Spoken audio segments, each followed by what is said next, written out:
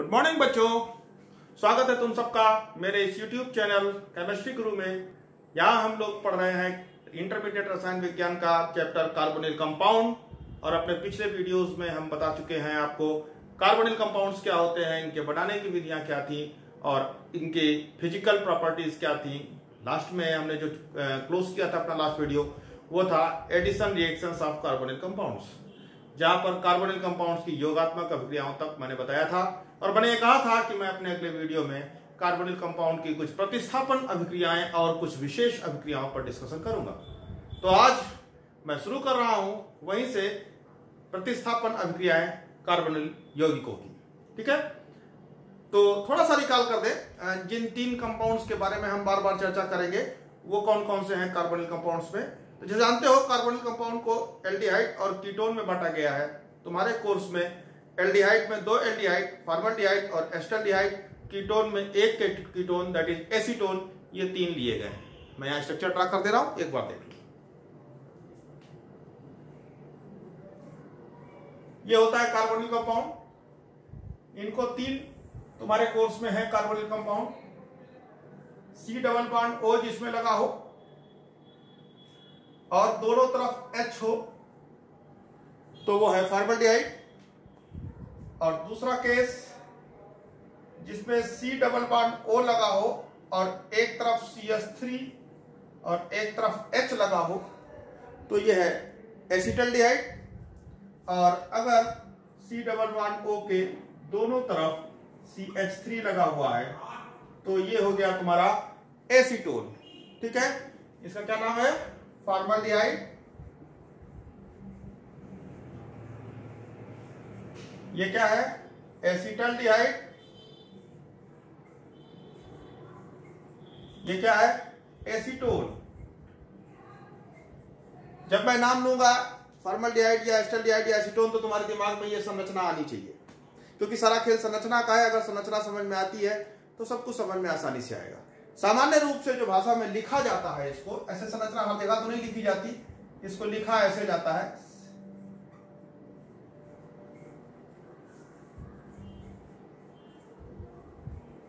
ठीक है, लेकिन अभी जब हम प्रतिस्थापन अभिक्रियाओं की बात करेंगे तो इन प्रतिस्थापन अभिक्रियाओं में एक बात का ध्यान रखना कि हम ये संरचना पर फोकस करेंगे। जब हम एस्टल्डिहाइड लिखेंगे तो ऐसे ना लिख के ऐसे लिखेंगे तो आसान होगा, चीजों को समझना थोड़ा आसान होगा, इसलिए मैं ऐसा कह रहा हूं। क्लियर है?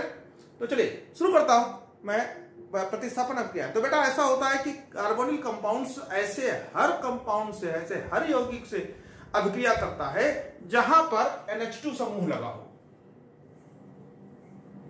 NH2 समूह लगा हो।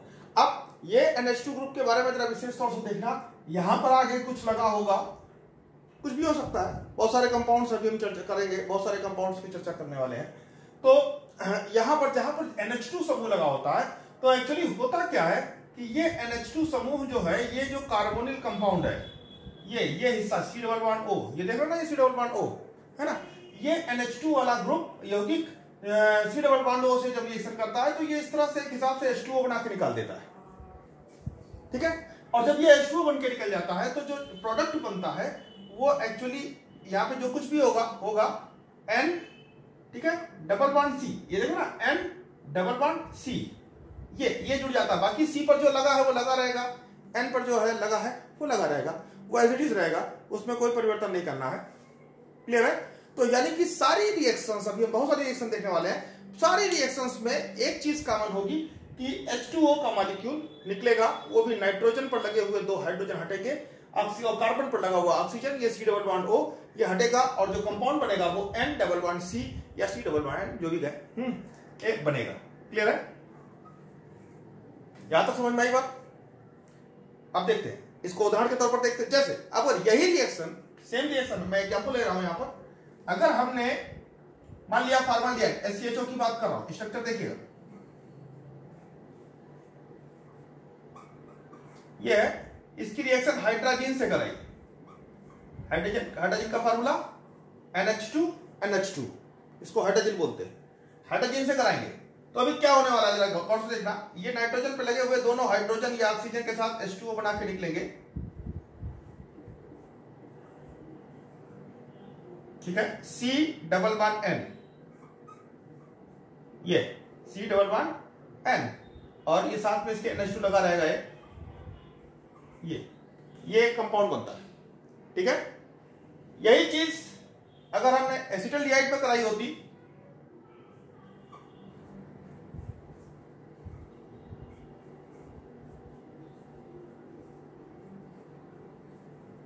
हाइड्रोजन के साथ, इसको हाइड्राजीन पढ़ते हैं।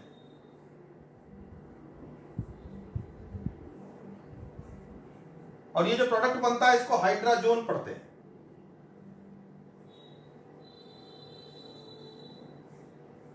यानी हाइड्राजीन से रिएक्शन करने पर जो प्रोडक्ट बनता है वो हाइड्राजोन है। अभी जैसे ये एसिटल्डिहाइड है, एसिटल्डिहाइड की हाइड्रोजन से रिएक्शन करा रहे हैं, तो एसिटल्डिहाइड जब हाइड्रोजन से रिएक्शन करेगा तो ये पानी मॉलिक्यूल निकालेगा। ठीक है ना। अब यहां क्या बनाएगा, C डबल बॉन्ड N। देखो ये चीज तो कॉमन है। ठीक, अभी क्या है कि N के साथ NH2 जुड़ा हुआ है, N के साथ NH2 जुड़ा हुआ, कोई दिक्कत नहीं। यहां C पर CH3 और H जुड़ा हुआ, जैसे था वैसे जोड़ देंगे। इस पर हमने CH3 और H जोड़ दिया, तो ये बन गया, ये हाइड्रोजन बन गया। कौन सा हाइड्रोजन? चूंकि एसिटल्डिहाइड से बना है इसलिए इसका नाम होगा एसिटल्डिहाइड हाइड्राजोन।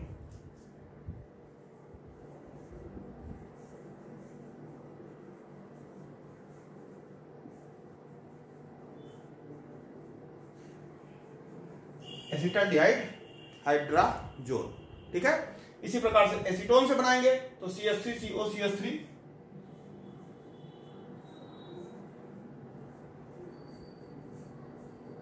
अब हाइड्रोजन से रिएक्शन करा दे, सेम केस यहां भी वही होगा, H2 निकल जाएगा और C डबल बॉन्ड N बनेगा, बाकी जैसे था वैसे रहेगा। ये पहले भी था, ठीक है ना। यहां से C double bond N,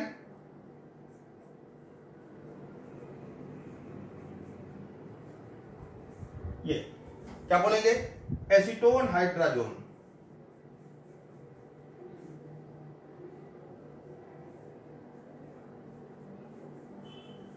acetone hydrazone बन गया। इस प्रकार से हाइड्राजीन से जो प्रोडक्ट बनेंगे उनका नाम होगा हाइड्राजोन। अब हम देखते हैं दूसरा एग्जांपल।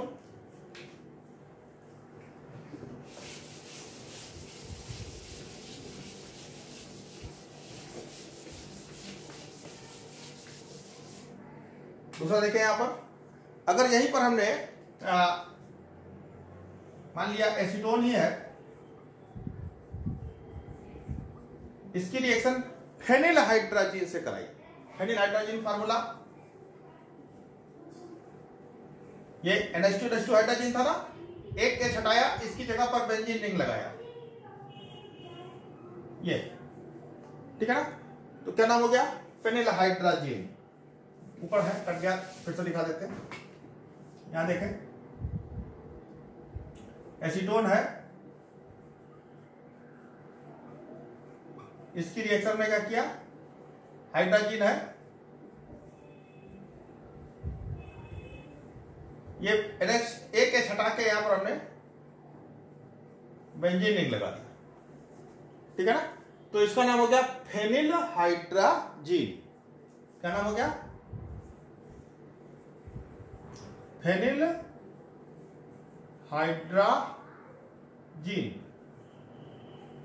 ठीक, अभी क्या होगा, कोई फर्क नहीं पड़ता, यहां पर जैसे था वैसे रहेगा। हमारा तो जो मेन काम है वो यही है, ये वाटर मॉलिक्यूल निकलेगा। ठीक, अब क्या बन जाएगा, CH3 CH3 C double bond N NH C6H5। ये फेनिल रिंग को C6H5 कहते हैं। रिंग बना दे, कोई फर्क नहीं पड़ता, चाहिए लगे चाहिए लिख दे, बेंजीन रिंग बना दे। तो इस प्रकार से तुमने देखा कि हमारे पास क्या होगा, फेनिल हाइड्राजीन से रिएक्शन करने के बाद जो प्रोडक्ट बनने वाला है, इसको जो हम नाम देंगे वो फेनिल हाइड्राजोन। क्या बोलेंगे, फेनिल हाइड्राजोन। किससे बना, एसीटोन से बना, तो नाम हो गया इसका acetone phenylhydrazone. Acetone phenylhydrazone. Clear. Next एक और कंपाउंड है सेमी कार्बाजाइड, उससे रिएक्शन करा के देखते हैं, एक मिनट। हाँ, दूसरा कंपाउंड है सेमी कार्बाजाइट। यहां पर जैसे मान लिया हमने एसिटाल्डिहाइड लिया, एसिटाल्डिहाइड है, इसकी रिएक्शन हम सेमी कार्बाजाइट के फार्मूले में भी सेम चीज है, NH, ये चीज सेम है। यहां पर आके CONH2 लगा हुआ है, कोई फर्क नहीं पड़ता, इससे हमारा कोई स्वतंत्रता तो है नहीं, कोई फर्क नहीं। हमारा तो प्रोडक्ट यहां से बनना है, हमारी जो सब्स्टिट्यूशन यहां से होगी, डबल बॉन्ड हो, पानी निकल जाएगा, बनेगा क्या CH3H, ये देख रहा ना, यहां से C डबल बॉन्ड N, ये C डबल बॉन्ड N, ठीक, NHCO NH2, NHCO NH2, ठीक। नाम क्या हो जाएगा, इसका नाम क्या बताया हमने तुम्हें, सेमी कार्बाजाइट।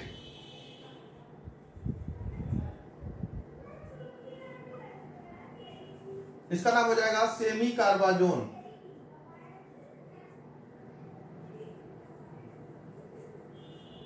सेमी कार्बाजाइट से सेमी कार्बाजोन।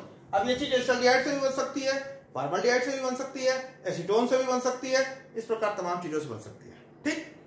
एक और केस होता है हाइड्रोक्सिल एमीन का। What is hydroxyl amine? मैं यही इसी पर रिएक्शन करा के दिखा दे रहा हूं।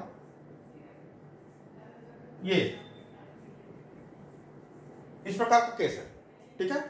ये क्या, NH2OH, इसको हाइड्रोक्सिल एमीन बोलते हैं।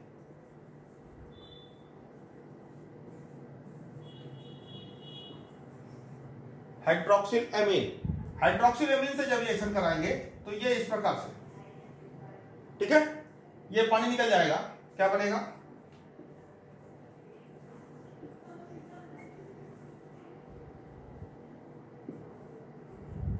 ये देखो C डबल बॉन्ड N, देखो ना, CN, बाकी OH था, OH है, कहीं कोई अंतर नहीं। इसको बोलते हैं ऑक्सिन। हाइड्रोक्सिल एमीन से जो प्रोडक्ट बनते हैं उन प्रोडक्ट को ऑक्सिन बोला जाता है, ठीक है। अब ये किससे बना है, एसिटाल्डिहाइड से बना है, तो क्या नाम हो जाएगा, एसिटाल्डिहाइड ऑक्सिन।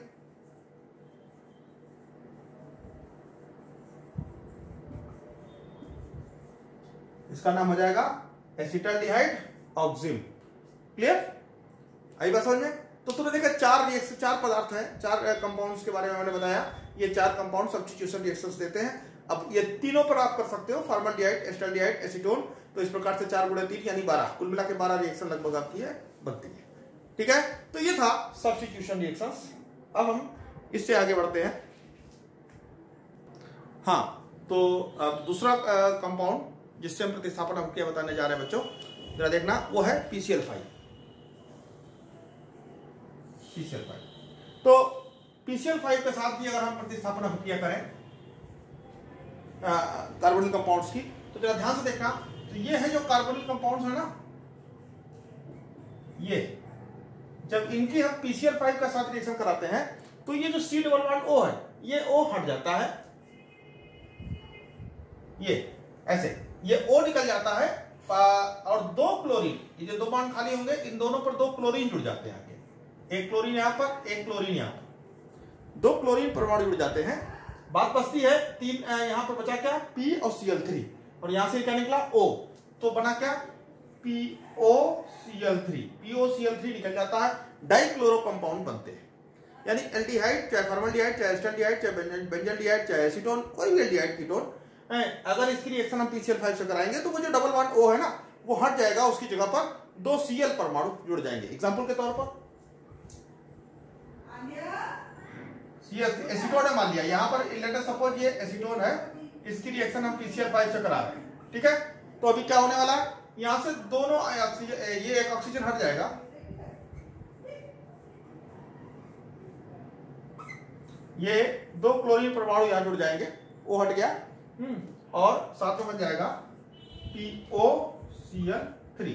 क्या नाम इसका, क्या बना, 1 2 3 कार्बन की चेन है, प्रोपेन है सिंपली, और दूसरे नंबर पर 2 क्लोरो लगे हैं, यानी 2 डाइक्लोरो प्रोपेन। डाइक्लोरो प्रोपेन बना, 2 डाइक्लोरो प्रोपेन। इसी प्रकार से हम एल्डिहाइड से करा सकते हैं, फॉर्मल्डिहाइड से करा सकते हैं, बेंजल्डिहाइड से करा सकते हैं। ये ध्यान रखना है कि जब कभी भी PCl5 किसी भी कार्बोनिल कंपाउंड से रिएक्शन करेगा तो वो C डबल बॉन्ड O को हटा देगा, डबल बॉन्ड O को हटाकर वहां पर जो है 2 Cl लगा देगा। Clear, very clear. नेक्स्ट, हाँ एक चीज और यहां बता दूं कि ये तो रहा PCl5, अगर यही काम क्लोरीन करता, अगर हम यही बात क्लोरीन के साथ रिएक्शन कराएं तो क्या होगा, तो सूखा क्लोरीन अगर हम रिएक्शन कराते हैं बेटा, तो ये क्लोरीन जो होता है, जैसे मान लिया ये एस्टल्डिहाइड है CH3 इस प्रकार से ये है मान लिया, ठीक है ना, CH3CO CH3COH है ये। अब इसकी जब हम रिएक्शन कराते हैं तो ये क्लोरीन जो होता है या इस ऑक्सीजन को नहीं हटाता, ये डबल बॉन्ड ऑक्सीजन प्रोटेक्ट नहीं करता, बल्कि ये जो CH3 समूह है ना, C डबल बॉन्ड O से जुड़ा हुआ जो कार्बन परमाणु अल्फा कार्बन, इस अल्फा कार्बन पर लगे हुए हाइड्रोजन को हटाता। इस हाइड्रोजन को, एक हाइड्रोजन हटाएगा, एक क्लोरीन एक हाइड्रोजन को, दूसरा क्लोरीन लोगे तो 2 हाइड्रोजन हटा देगा, 3 क्लोरीन लोगे तो ये तीनों हाइड्रोजन हट जाएंगे, यानी कि CCl3 बन जाएगा, CH3 के बजाय CCl3 बन जाएगा, बाकी तो जैसे था वैसे रहेगा। क्लियर है। ये ध्यान रखना कि क्लोरीन जो होता है वो C डबल बॉन्ड O से, ये जो C डबल बॉन्ड O है इसके पड़ोसी वाले कार्बन पर लगे हुए हाइड्रोजन परमाणु को हटा देता है और हाइड्रोजन को हटाकर उसकी जगह पर Cl को प्रतिस्थापित कर देता है। इस प्रकार से यहां पर ट्राइक्लोरोएसिटल्डिहाइड बनेगा। क्या नाम है इसका, ट्राइक्लोरोएसिटल्डिहाइड। ठीक, इसी को हम लोग इन जनरल क्लोरल भी कहते हैं, क्लोरल। अच्छा, होगा क्या कि ये जो 3 हाइड्रोजन है बचे हुए 3 क्लोरीन के साथ 3 HCl बना के निकल जाते हैं, 3 HCl बना के निकल जाएंगे। ठीक है, इस प्रकार से क्लोरीन भी प्रतिस्थापन करता है, लेकिन क्लोरीन जो है C डबल बॉन्ड O पे अटैक ना करके उसके पड़ोस वाले कार्बन पर मौजूद हाइड्रोजन परमाणुओं को प्रतिस्थापित कर देता है।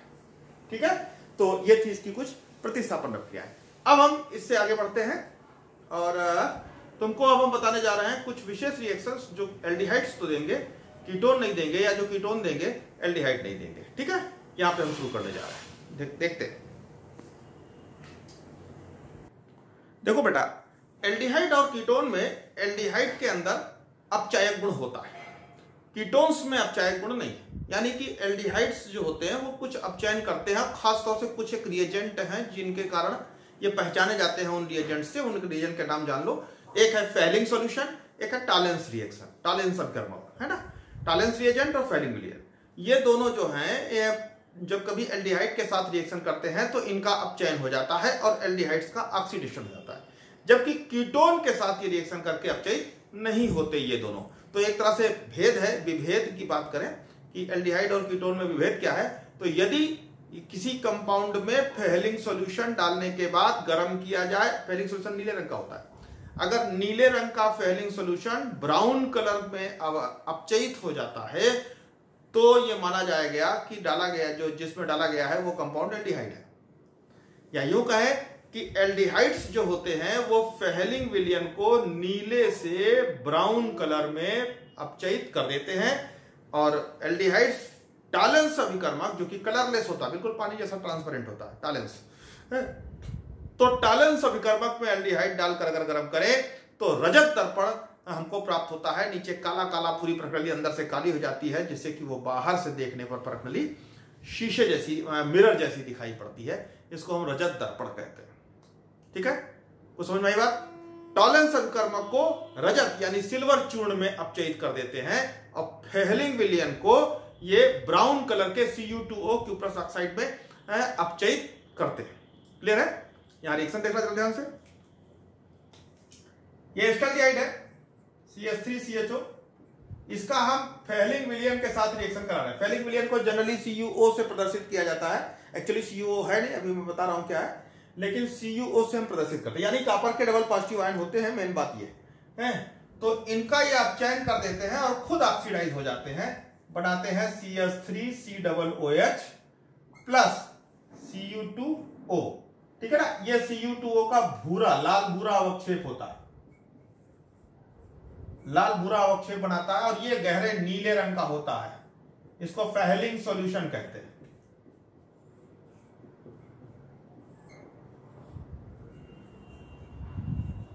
ठीक है, ये गहरे नीले रंग के फेहलिंग सॉल्यूशन को लाल भूरे Cu2O में अपचयित कर देता है।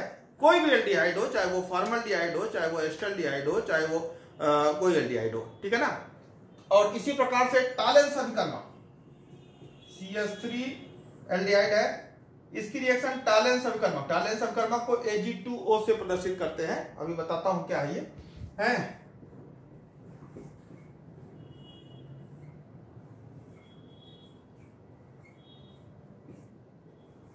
टालेन सविकर्मक को जब हम रिएक्शन कराते हैं तो ये सिल्वर चूर्ण में Ag, इसको रजत दर्पण कहते हैं, रजत दर्पण में कन्वर्ट कर देते हैं और साथ में स्वयं एसिड बना लेते हैं। अगर एस्टल्डिहाइड है तो एस्टिक एसिड बन जाएगा। ठीक, ये काम केवल एल्डिहाइड करेंगे, ध्यान देना, कीटोन ये काम नहीं करते। ये डिफरेंस है एल्डिहाइड और कीटोन का। क्लियर, आ रही बात समझ में? अब जान लो फेहलिंग क्या होता है, टालेंस क्या होता है। दरअसल फेहलिंग सॉल्यूशन जो होता है वो फेहलिंग ए और फेहलिंग बी दो अलग अलग विलयन होते हैं। ठीक, फेहलिंग ए जो होता है वो कॉपर सल्फेट CuSO4 का विलयन होता है, नीले रंग का होता है, आसमानी कलर का। और फेहलिंग बी जो होता है वो सोडियम पोटेशियम टार्टरेट का अमोनियम हाइड्रोक्साइड में बना हुआ विलयन होता है। ठीक, जब इन दोनों विलयन को हम मिलाते हैं तो गाढ़े नीले रंग का एक विलयन तैयार होता है। डार्क नील, जैसे चाय होती है, नीली चाय होती है, बिल्कुल उस तरह से डार्क नीले रंग का बिल्कुल चमकदार विलयन तैयार होता है। इसको हम फेहलिंग सॉल्यूशन बोलते हैं। यह फेहलिंग सॉल्यूशन एल्डिहाइड की पहचान करने में प्रयोग किया जाता है। ठीक है, फिर क्लियर कर दूं, फेहलिंग ए कॉपर सल्फेट का विलयन है, CuSO4 का विलयन है जो आसमानी रंग का होता है। Fehling B sodium potassium tartrate का क्षारीय यानी अमोनियम हाइड्रोक्साइड में बना हुआ विलयन है जो बिल्कुल ट्रांसपेरेंट होता है, पानी जैसा पारदर्शी होता है। लेकिन फेहलिंग ए और फेहलिंग बी को जब हम बराबर मात्रा में एक साथ मिक्स करते हैं तो जो विलयन तैयार होता है उसको हम फेहलिंग सॉल्यूशन कहते हैं। यह फेहलिंग सॉल्यूशन डार्क नीले रंग का होता है, गाढ़े नीले रंग का, ट्रांसपेरेंट बिल्कुल पारदर्शी गाढ़े नीले रंग का विलयन होता है। इस विलयन का इस्तेमाल एल्डिहाइड पहचानने में किया जाता है। एल्डिहाइड के साथ जब इसको गर्म करते हैं, जब इसमें एल्डिहाइड डालकर, फेहलिंग विलयन में एल्डिहाइड डालकर हम गर्म करते हैं तो एल्डिहाइड का ऑक्सीकरण एसिड में हो जाता है और इस गहरे नीले रंग के फेहलिंग विलयन का अपचयन लाल भूरे रंग के अवक्षेप Cu2O में होता है। ठीक है, यदि विलयन लाल भूरा हो जाता है तो इसको हम कहेंगे कि ये दिया गया कंपाउंड एल्डिहाइड है। एक टेस्ट तो ये हो गया। दूसरा है टालेंस टेस्ट। टालेंस टेस्ट में क्या होता है, टालेंस अभिकर्मक लेते हैं, बिल्कुल पानी जैसा ट्रांसपेरेंट ये भी होता है। होता क्या है, सिल्वर नाइट्रेट AgNO3 का अमोनिया में हाइड्रोक्साइड में बनाया गया विलयन है टालेंस अभिकर्मक। यहां पर Ag+1 आयन होते हैं। यही Ag+ आयन जो होते हैं इन्हीं का अपचयन एल्डिहाइड करते हैं। एल्डिहाइड इस Ag+ को Ag में यानी सिल्वर चूर्ण में अपचयित करते हैं। टालेंस अभिकर्मक में एल्डिहाइड मिलाने के बाद जब गर्म किया जाता है, देर तक गर्म करते हैं, वाच ग्लास पे या प्रकनली में देर तक गर्म करते हैं। जब हम देर तक गर्म करते हैं तब जाके परखनली के अंदर एक काले रंग की परत जम जाती है। ये काले रंग की परत उसकी सिल्वर की है, इसी को सिल्वर चूर्ण कहते हैं। लेकिन वो अंदर से जम जाने से होता क्या है कि वो परखनली जो होती है, जो ट्रांसपेरेंट होती है, वो शीशा बन जाती है, मिरर बन जाती है, अंदर से पॉलिश हो जाती है, बाहर से देखने में वो परखनली चांदी जैसी चमकती हुई नजर आती है। इसीलिए इसको रजत दर्पण कहते हैं। ठीक है, तो इस प्रकार से टालेंस अभिकर्मक से रजत दर्पण का बनाना और फेहलिंग नीले रंग से हमको लाल भूरे रंग का अवक्षेप प्राप्त करना, ये एल्डिहाइड के गुण है। क्लियर कर दूं, कोई भी कीटोन ऐसा नहीं है जो ऐसा काम करता है। कीटोन्स ये काम नहीं करते, यहीं पर दोनों में अंतर आ जाता है। क्लियर है? ओके, ठीक है बच्चों। तो आज आपने देखा कि इनकी कुछ प्रतिस्थापन अभिक्रियाएं हैं, साथ में एल्डिहाइड्स और कीटोन्स के कुछ विशेष गुण जो कि कीटोन नहीं देते। अब अपने नेक्स्ट वीडियो में मैं कुछ बाय नेम्ड रिएक्शंस पर चर्चा करने वाला हूं कि कौन कौन से ऐसे रिएक्शंस हैं जो तुम्हारे यहां से एग्जाम के पॉइंट ऑफ व्यू से इंपॉर्टेंट है और पूछे जाते हैं। ठीक है, और विशेष रिएक्शंस हैं, इनको नाम से तुम्हें याद करना पड़ेगा। इस पर मैं चर्चा अपने नेक्स्ट वीडियो में करूंगा। ओके, थैंक यू बेटा। इसको पढ़ो, लिखो, नोट्स बनाओ, मेरे वीडियो को पॉज करके देखो, रोक रोक के देखो, और भगवान चाहेगा कि तुम्हारे अच्छे नंबर आएंगे। ये मेरी दुआ है तुमसे। ठीक है, खुश रहो, मस्त रहो।